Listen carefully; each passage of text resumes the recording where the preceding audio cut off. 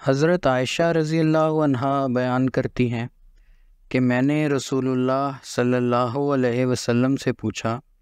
یا رسول اللہ، آپ کے پاس وحی کس طرح آیا کرتی ہے؟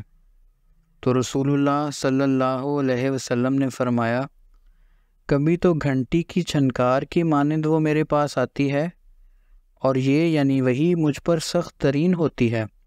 اور وہ مجھ سے ایسی حالت میں الگ ہوتی ہے کہ جو اس نے کہا ہوتا ہے میں اسے ذہن نشین کر چکا ہوتا ہوں،